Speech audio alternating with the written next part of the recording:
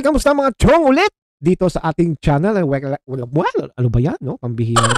Welcome po dito sa ating reaction. And ito po ay itutuloy ko lang no, ang aking reaction. And before anything else, I would like to say hi po sa ating mga overseas Filipino workers. Isa pa. Sa ating mga OFW po diyan, no? At kayo po sana ay nasa mabuting kalagayan and lagi nyo pong aalagaan ang inyong sarili dahil again, katulad nga sinabi ko sa inyo, kayo po ay either nag-iisa lang diyan sa ibang bansa at namumuhay upang tulungan yung ating mga mahal sa buhay sa Pilipinas, kaya kayo po ay mag-iingat mabuti. And by the way, paalala ko sa inyo, ay Pasko na naman and magpapadala kayo ng kahon and make sure, no, na kayo po ay what do you call this? Dapat kayo po ay naka-ready at i-research nyo po mabuti ang ating mga shipping lines. In that way, hindi po kayo mabudol, di ba? Okay? Alam niyo naman sa Pilipinas, usong-uso ang budol. Lalo na ang ating presidente ay budol. Yeah. At budol pa rin. Wala na masabi, budol na lang no? Para pambihira. Okay. Anyway, of course, no? At huwag natin kalilimutan ang ating mga magiging senator ng ating bayan. Yep. At syempre po, no? At ano matawag dito, huwag po natin kalilimutan, no? Si Atty. Vic Rodriguez, no? At para matulungan po natin ang ating mga ilalagay na senator, no? Katulad nila Bato, no? Sana po tulungan natin itong mga to at sila Bongo at yung mga, basta kumuha po tayo ng matitinong tao kasi mahirap na Huwag na po tayo masyado magpadala sa mga popularidad na wala lang po pong ginawa kundi mag-absent sa Senado. No, kilala niyo naman po kung sino sinasabi ko at ngayon tumatakbo na naman. No, kaya sana po, please, iboto naman po natin yung tama. Okay? Alright. Okay, ang ating pong reaction ngayon ay tungkol po sa, teka, punta natin. Yan, ito. Yun, ito. Kilala nyo naman po ito yung mga to, no? Ito yung mga Young Guns Dam, no? At sila po yung mga tipong tao na walang ginawa kundi mga nganga.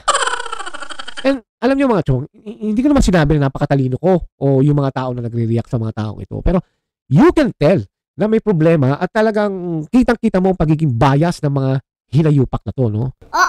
That's right. Kasi nga po mga chong, kung titingnan nyo mabuti, kung the way they talk, you can tell na talagang one-sided lang talaga sila magsalita. And ito lang namang i-react kung ito ay yung tungkol sa may nagtanong daw o may nagtanong tungkol sa sinabi ni VP Sara at itong hinayupak na babaeng to na taga-Taguig City. Yan.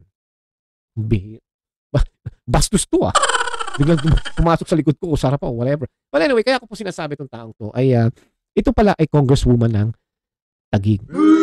And hindi ko alam na hindi ko kilala to Pero nung nakita ko to habang ini-interview, dahil alam niyo naman ang mga young guns ay gusto lagi magpa-interview. Balita ko per head daw ang bayad No, kaya lagi nagpapa-interview. Ako naman, kung kurap akong official at sinabihan ako ni Tambalos na, magpa-press conference kayo para masira si VP Sara. Basta, halimbawa lang, 1 million per head. Pag hindi kayo nag-press conference, hindi nyo makakukuha yung 1 million nyo.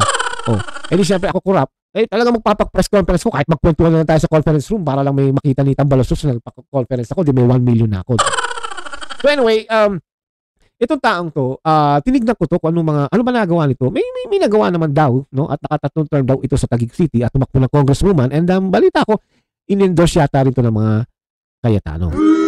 So, ang masasabi ko lang naman, I guess, no, na meron siyang, kilala siya, may pagka-popularity ang kanyang pangalan, lalo na sa Zamora at kamag-anak pala to ng mga taga San Juan, no? Na yung mayor at isang congresswoman sa San Juan. No? So, ang balita ko lang, nakita ko lang to sa internet na ito pala ay anak ng Zamora sa iba, di ba? Which is, what can we do, di ba? Ganun naman talaga, no? Yan naman ay hindi na maiiwasan, no? Kahit na ayaw mo mangyari, pero it happens. But the thing is, ang hindi ko nagustuhan sa taong to, lumabas yung pagkatanga niya. No? Ang kaliwa-liwanag ng sinabi ng ating Vice President tungkol sa kanyang pagtakbo ng presidente. Pero itong taong to, kung ano pa ang sinabi, ipapakita ko sa inyo, no, na kung ano yung ibig kong sabihin dahil matatawa talaga kayo no? Yan. Pakita muna natin. Would you like to comment po dun sa recently sinabi po ni VP Sara Duterte? I think in response po dun sa statement po ni Congressman Conghun regarding dun sa, nag-stamp po lahat. Isa pa yung si Conghun, no? Yung nasa listahan ni Tatay Digong na drug lord na taga Zambales, no? At balita ko nung nasa Zambales ako, ang mga tao ang tingin diyan, ano raw yan, suga pa sa lupa, no? Yun ang sabi ng mga taga Zambales, ako huna, o talaga hunghang, baka magalit ka sa akin, pero yun ang sabi ng mga taga Zambales. Siyempre tatanungin ako ni hunghang, sino yun? Babayaran kita. Ang ibig ko po sabihin, no, mga chong, ang nakausap ko yung mga taga Zambales, ito naisingit ko lang na sabi ko, ano masasabi niyo sa mga konghu na yan, no? At sabi, nakaw! Matatakaw sa lupa yung mga yan. Okay? So talagang may dating itong mga tao to. By the way, saka po natin pag-usapan yan. Tuloy muna natin. At nitong gulo nung the past weekend dahil dun sa kanyang ambisyon, tumakbo. And I would like to quote VP Sara Duterte said, the presidency of 2022 was mine already. Nanalo na ako sa surveys, lahat ng tao solid na united na for my candidacy. Pero I gave it away because I felt I had to do some other things other than being president of the Republic of the Philippines. So, yan ha. Yan, kaliwa-liwanag mga chong na meron siyang dapat gawin instead of running as a president. And totoo naman na sinabi niya na kanya na talaga ang eleksyon sana na yon. Dahil sa mga survey, ang mga tao, talagang ako mismo ang tumutulak din sa kanya. Kung pwede nga lang itulak ko sa bangin si VP Sara para tumakbong presidente. No? Gagawin ko. Just to let her na mag-decide na ako. Sige na nga, tatakbo lang ang presidente. No? Pero hindi nga siya tumakbo. Instead, ang disappointing doon is yung tumakbo na lang siya, nag-file na lang siya ng mayorship. Di ba? So talagang kahit ako mismo, isa ako sa sumusuporta sa kanya na sumama rin ng konti ng loob. Dahil sabi ko, bakit? Sayang naman, iiwanan ni Tatay Digong. Ang papalit sana yung anak, continuity sana. And wala nang talo ang Duterte eh. Di ba? Yun na nga, tama naman eh. Yung tanong nung kanina, in-explain naman ni VP Sara na meron siyang ibang mas priority to run instead of running as a president. Pero ito naman ang sinagot ng babaeng ito. Ay naku, mapapamura ka sa Zamora talaga, di ba? Kylie, would you like to comment on that? Then why didn't she run? If she had it in the bag, she should have... Dapat tumakbo siya. See? Why did she didn't run? Kaka-explain nga lang sa ni Vice President kung bakit hindi siya tumakbo eh. Di ba? Parang tinanong siya, itong congresswoman na ito na bugok na Taguig City, pasensya kayo mga taga-Taguig. Ito ang nagre-represent sa inyo. Nakakatawa at nakakaawa kayo. No? Parang sinabing, anong pangalan mo? I am 18 years old. O di kaya, anong pangalan mo? Sino ka ba? Kakasabi lang. Yung mismong reporter na nagsabi, na sinabi ng Vice President na kaya hindi siya tumakbo ng presidente kasi nga meron siyang mas priority. Ito naman sagot, bakit hindi siya tumakbo? Alam niyo naman pala eh. Bakit hindi? Oh my gosh, I hate drugs. You know, I mean... Wala na. Siguro sa isip niya, oh shoot, I F up. Why did I say that? Oh my God. I'm really Taguig. 2025 na eh. Di ba? Ngayon... Talaga naman magta-2025 na eh, Congresswoman Zamora. Anong connection nun sa tanong ng isang journalist na o reporter na sasagot mo? Anong connection?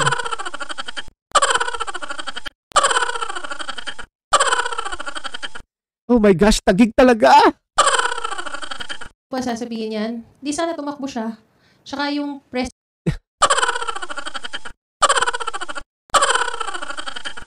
Mga Taguig, pasensya na po. Hindi ko kayo pinagtatawanan. No? Huwag kayong magagalit sa akin. Meron niya akong subscriber diya. Huwag ka magagalit. Pero ang representative mo, my gosh. Baka naman po pwedeng may iba dyan. Na yung marunong umintindi. Presidency, kita naman nating lahat sa history, destiny yan. Kung talagang para sa kanya yon, then dapat para sa kanya yon. Sorry. Kasi diba, alam mo, sorry. I feel sorry for you, ma'am. You're such a dumb mother nature. Oh my God. Napaka-Taguig mo talaga. My Diyos ko. Maawa po kayo sa mga Taguig City. Ito ba kukunin yung Congresswoman ulit sa 2025? Come on. Baka naman pwede yung meron lumaban dyan na pwede namang makaintindi. What was that statement for? Then she should have filed to be president. What was that statement? Tinanong nga siya. Tinagot niya lang. Diba? Kanya na nga yung... Totoo naman po, Congresswoman. Oh, Taguig ka talaga. My God. Ang akin lang talaga, no? Sinagot lang naman. It's true naman eh. Ang hirap kasi sa inyo mga young goons, no? Ang babata nyo pala, pero ang tatagig nyo. Hindi nyo man lang inisip. Alam mo, may sagot ako dyan sana eh. Pero ayoko naman magmayabang, no? Kasi syempre, unang-una, hindi naman ako tinanong. No? Pero kung ako tatanungin, malalaman mo yung sagot ko. Ikaw, nung sinabi na, binigyan ka lang nga ng idea ng reporter kung bakit hindi tumakbo si VP Sara ng presidente. Pero sinabi mo pa, ba't hindi sa tumakbo?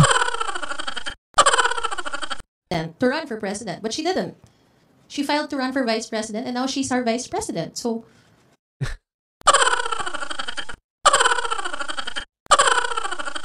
alam niyo, natatandaan ko yung sinabi sa akin ng tatay ko noon na ang pag-asa talaga ng mga kabataan, yung mga batang kabataan ngayon, at least yung mga fresh, matatalino, diba? Iba yung iniisip.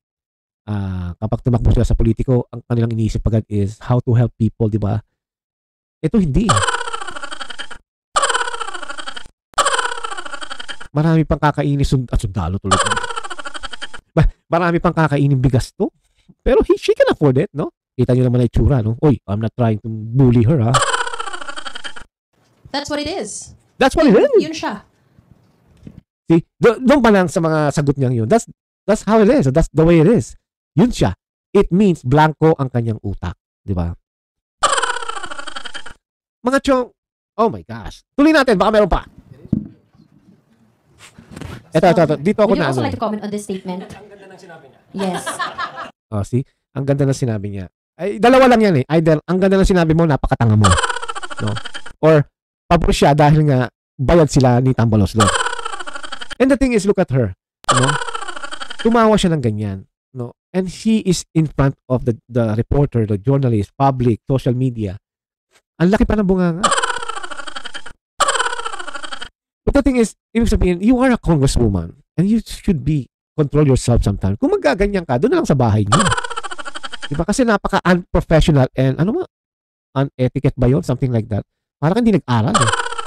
Diba? Congresswoman ka, hindi ka naman komedyante. Kung gusto mo, mag-TikTok ka na lang, huwag ka na mag-congresswoman. Diba? Parang, I don't know, it's really funny. Dahil nakikita mo yung mga ganitong klaseng young congressman na sana titingalain ng mga bata.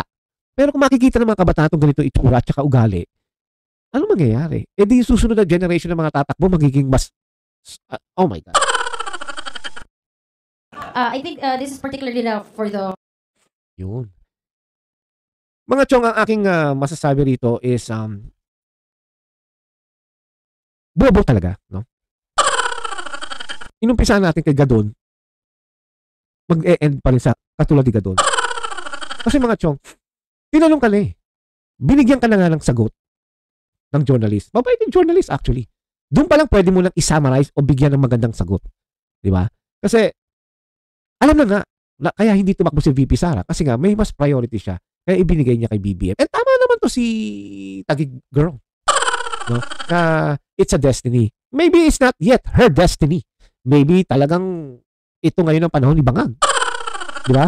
Kaya lang, nabudol tayo. Baka mamaya, mapaaga ang destiny ng ating VP Sara. Di ba, Zamora? Talagang mapapasamora ka talaga. No? Kapag si Sara ng presidente, mapapamura ka, mapapasamora ka talaga. Di ba? Dahil sa, kasi mga chong, ang dating dito is, parang sinisisi niya pa Parang, yun naman pala, ba't ka tumakbo? Di ba? Parang ganun Hindi yun ang sagot ng hinihintay ng mga tao. At hindi rin yun ang tamang sagot na gustong marinig ng mga matitinong na katulad namin. Di ba? So dito pala nakita mo yung pagkababa ng IQ ng taong to, yung pakiging yung utak niya, no? So kung magko-congressman pala ako, walang binatbat to. I'm not being trying na akong the best or ako yung pinakamagaling or kaya kita talunin or what. Pero ibig sabihin, when it comes to that kind of simple question, maiintindi mo agad, no? Kaya sinabi niya yan na, ba't hindi siya tumakbo? Kasasabi nga lang kaya hindi siya tumakbo, may dahilan na. Humihingi lang ng reaction sa inyo. Kapapaubo tuloy ako. Alam niyo mga chong, itong mga congresswoman na to, na mga batang goods na malalakas lang ang loob niyan dahil nga hawak sila ni Tamba, well budgeted. At syempre, nakasandal sila dito sa tao ito. Yan. Di ba?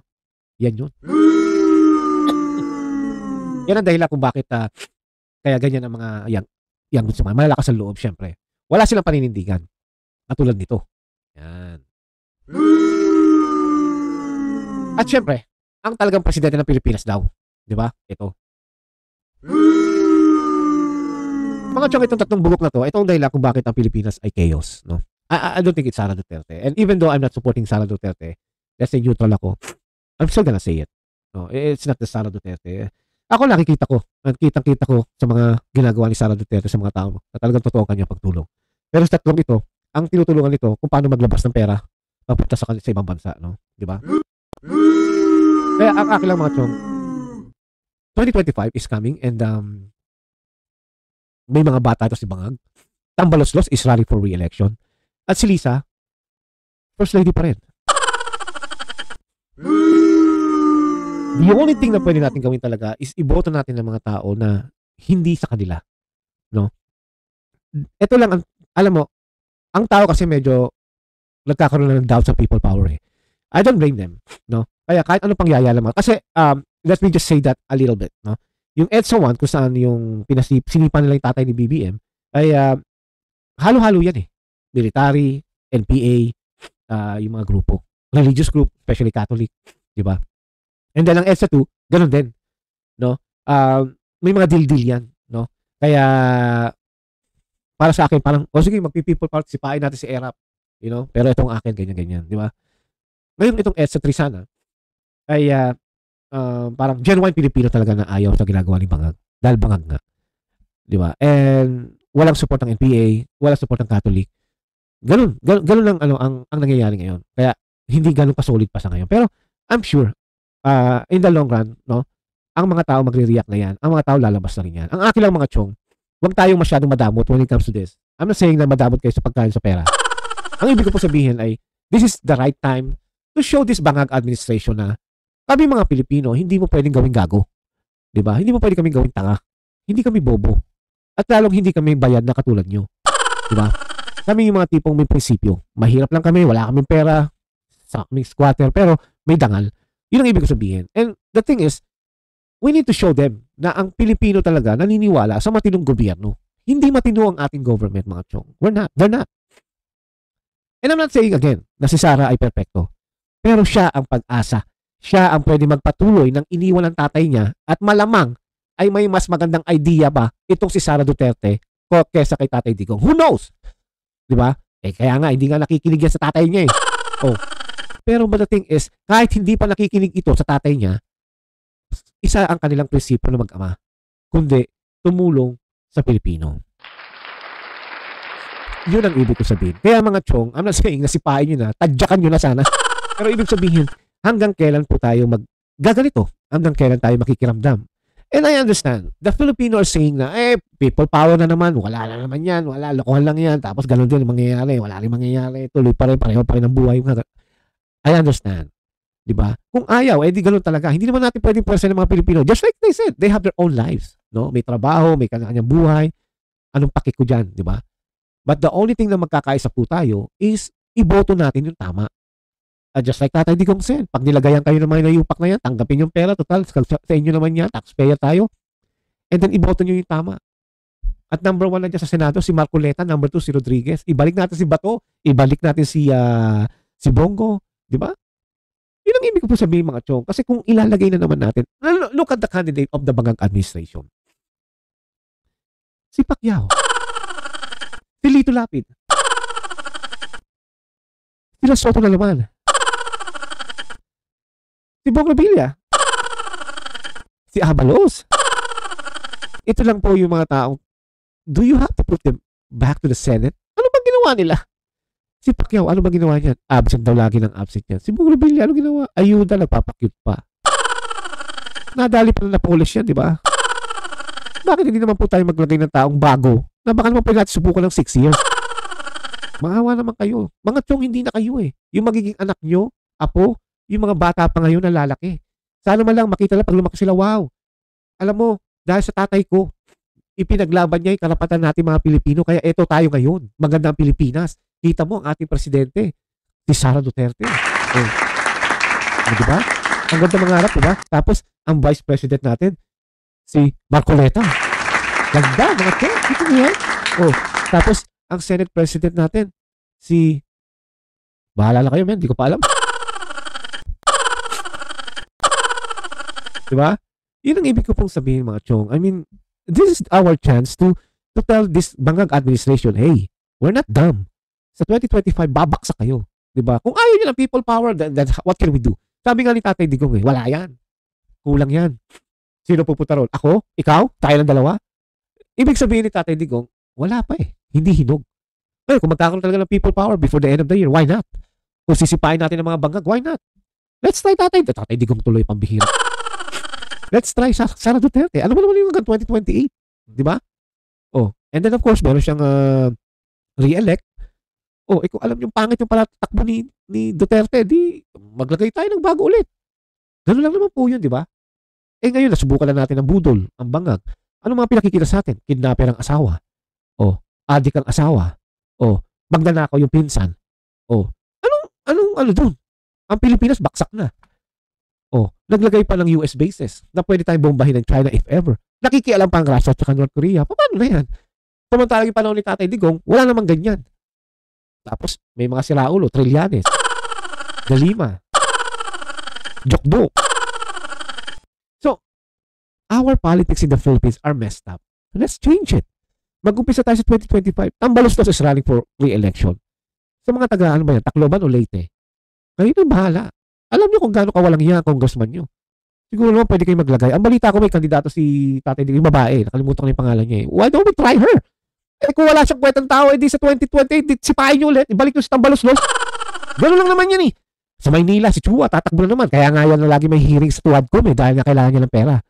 Oh. Tanggalin niyo, maglagay kayo ng bago. Si Abante at saka si Atras. Oh. Total, meron na siyang Cadillac na 18 million. Oh. May relo siyang mamahalin. Oh. May baril siya na hindi naman niya, meron siyang pinakikitang baril na AK-47 niya. Hindi niya man yata alam kung paano gamitin. The only thing mga chong is, this is our chance, no? Kung ayaw natin mag-people power, this is our chance na sipain natin ang mga bangag administration. Why? Kapag naging majority dyan ng mga bago, nakampi. Hindi lang sa Duterte, sa Pilipino. Patay sila. Iiyak niya si bangag. Magkukulong na naman sa kwarto yan. At pag lumabas sa kwarto yan, sasabihin niya, oh, ang ganda na ng Pilipinas. That's how he is, sabi nga ni Zamora. That's the way it is. Katulad ni Zamora, mga taga-Taguig. May mga kilala ko dyan, may mga kaklase ako sa college dyan. May kamag-anak ko dyan sa Taguig. Ay, gising na. Pag ibinotong niyo pa to, so, imbes na tulungan kayo, sasabihin niya, that's the way it is. Or, bakit hindi siya tumakbo? Mga chong, ito ang aking conclusion dito mga chong is, I think this is the right time to find another candidates na pwede nating na maasahan. We're not expecting 100% sa mga ibang politiko. But at least makita naman natin na kahit pa paano, may utak naman. Okay? Alright mga chong, hanggang dito lang po. At sabi ko nga sa inyo, no, ay tayo po ay nag-reaction lamang dito sa Zamorang ito na ako'y natatawa. No? But again, sana nga po, no, ay maghulos dila tayo o sana po ay matapos na problema na ito. Okay? Alright, hanggang sa susunod po muli at thank you po. And before I go, please, no, ay paano ba yan? Mag-subscribe naman po tayo, press the notification bell, mag-comment kayo, mas maganda ho mag-comment kayo din in that way para masabi rin natin dito at ma-react natin. At syempre po, don't forget to like. Kailangan po natin ng like para ang ating po channel ay umangat, which is tayo po ay nasa road to 600 na po. Again, maraming salamat po and I will see you again for sure. Thank you. Mahalin natin, of course, ang Pilipinas. Salamat again.